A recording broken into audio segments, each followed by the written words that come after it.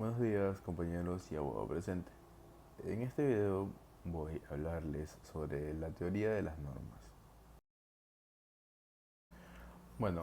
La teoría de las normas es altamente controversial ya que este término se utiliza de maneras tan diversas que se ha llegado a sugerir evitarlo en las teorías sobre los sistemas normativos y la argumentación práctica. Sin embargo, no existe una mejor alternativa terminológica y el hecho de que un término teórico central sea utilizado de distinta manera no parece suficiente para abandonarlo. Además, una teoría de las normas puede limitar casos claros y paradigmáticos, aunque queden algunas dudas acerca del alcance de conceptos en otros ámbitos. La concepción semántica de las normas sostiene que normas son el contenido de enunciados que expresan lo que es obligatorio, prohibido o permitido, o lo que al menos se puede expresar de esa manera. Enunciados explícitamente normativos, tenemos por ejemplo, es obligatorio pagar sus impuestos, está prohibido fumar aquí o está permitido expresar su opinión. Pero las normas también pueden ser expresadas de manera implícita. Un ejemplo de esto es que alguien venga y nos diga no se fuma aquí, advirtiéndonos que está prohibido fumar en aquel lugar. Incluso un gesto como levantar y mover el dedo índice de determinada manera puede en cierto contexto expresar una prohibición. A cada norma corresponde al menos un enunciado normativo que le expresa, aunque diversas formulaciones normativas pueden expresar la misma norma. Y además, una norma puede ser expresada por enunciados no normativos o por otros símbolos. Es así como se distinguen de su formulación y además de los actos de habla en los que se usan enunciados normativos. Sin embargo, esta concepción es ambigua debido a la variedad de los enunciados normativos. En particular, debe aclararse si estos enunciados están usados en aserciones normativas y entonces expresan proposiciones normativas, o si es posible que solo formulen una norma sin decir nada acerca de su existencia o validez. Por ejemplo, no se debe mentir. Puede constatar la norma de que no se debe mentir. Así la frase no se debe mentir expresa la proposición normativa que existe una norma que prohíbe mentir.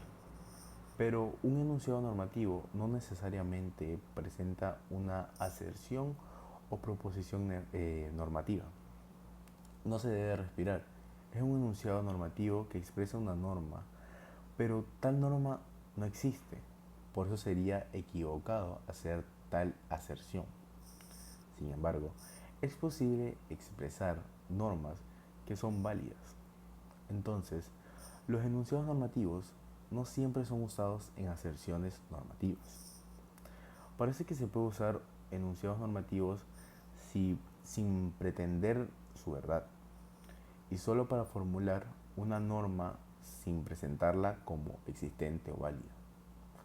Así se debe distinguir entre las meras formulaciones de normas y las aserciones normativas que adscriben validez a una norma. Las alternativas a la concepción semántica de las normas son concepciones de las normas como entidades lingüísticas, pragmáticas o empíricas. A su vez, en relación de cada una de estas concepciones, pueden distinguirse concepciones puras y mixtas. La concepción lingüística identifica a la norma con el enunciado normativo. De esta forma evitaría el problema de identificación de la misma, problema que presentaría la concepción semántica de la norma.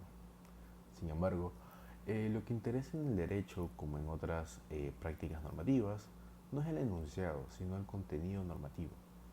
Por eso, se sugiere una concepción mixta, según la cual la norma no es el contenido de un enunciado normativo en sí mismo, sino la combinación de tal contenido con su formulación lingüística. Sin embargo, todavía queda el problema de que existen diversas formulaciones para el mismo contenido y no tiene sentido sostener que cualquier diferencia en la formulación de una norma constituye otra norma. Por eso la combinación de la dimensión semántica con la lingüística no parece adecuada. Una concepción pragmática de las normas las considera como actos de habla prescriptivo. Sin embargo, esta concepción no presenta una alternativa plausible a la concepción semántica. Primero, la norma no puede ser el acto del habla mismo, porque las normas no son actos. A lo mejor podría ser el resultado de un acto prescriptivo, sin embargo, no todas las normas resultan de dichos actos. Además, no es claro qué significa prescriptivo. La prescriptividad del acto no significa necesariamente crear una norma. Actos prescriptivos pueden ser distinguidos de actos constitutivos de normas. Pero si el acto no crea una norma, entonces, ¿qué agrega a la norma que podría ser calificada como prescriptiva? La norma puede ser prescriptiva por su contenido o por su función de guiar acciones, pero esto no sigue el carácter del acto que expresa la norma. Hay concepciones de las normas que las consideran como entidades empíricas, como hechos institucionales, sociales o mentales. Sin embargo, no se pueden identificar las normas como meros hechos empíricos sin contenido. Lo que parece posible es una concepción mixta que combina el contenido normativo con el hecho de su aceptación institucional, social o mental. En este sentido se puede entender, por ejemplo, normas sociales o institucionales. Esto, sin embargo, presupone el concepto de la norma como contenido normativo, porque el hecho empírico debe referirse a este contenido. Normas como entidades empíricas pueden existir en dos versiones, como mero hecho empírico o como norma válida sobre la base de ciertas circunstancias.